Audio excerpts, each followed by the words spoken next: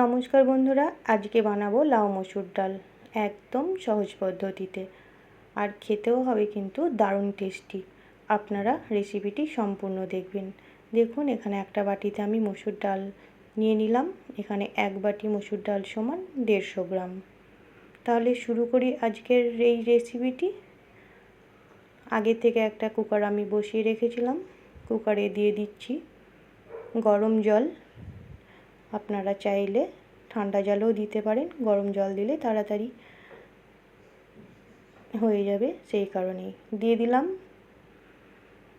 মসুর ডালগুলো ধুয়ে। আর আজকের এই ডালের রেসিপিটি খেতে কিন্তু অসাধারণ হয় বন্ধুরা।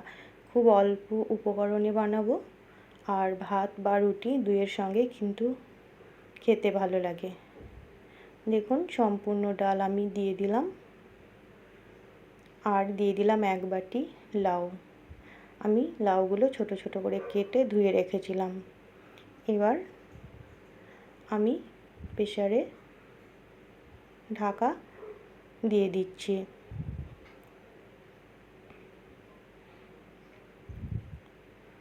দুটো সিটি দিলেই বন্ধুরা ডাল সেদ্ধ হয়ে যাবে।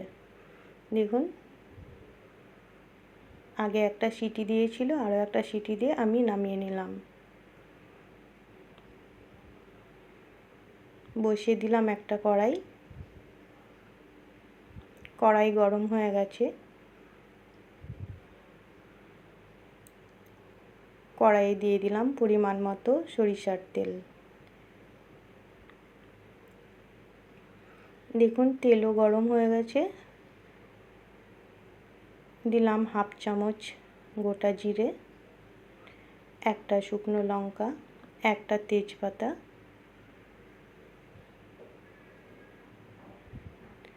দিয়ে দিলাম একটা মাঝারি সাইজের কুচানো পেঁয়াজ,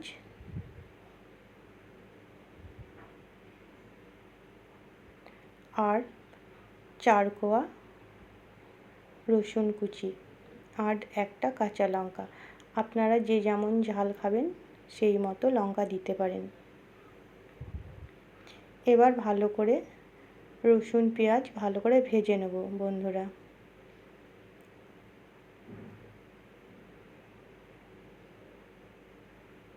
এই ডালটা কিন্তু একদমই কম উপকরণে হয়ে যাচ্ছে, দেখতেই পাচ্ছেন।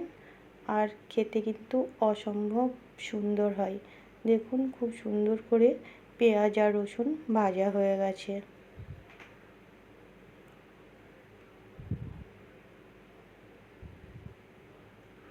আর একটু সামান্য নাড়াচাড়া করে নেব বা ভাজা ভাজা করে নেব এই পেঁয়াজ রসুন। দেখুন, একটা ব্রাউন কালার চলে এসেছে। এবার সেদ্ধ করে রাখা ডাল আর লাউ আমি ঢেলে দিচ্ছি। এখানে লাউ আর ডাল খুব সুন্দর করে সেদ্ধ হয়ে গেছে।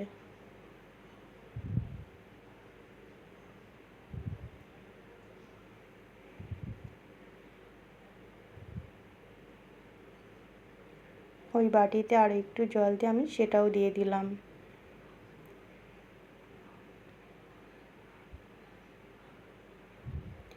দিয়ে দিলাম হাফ চামচ হলুদ গুঁড়ো,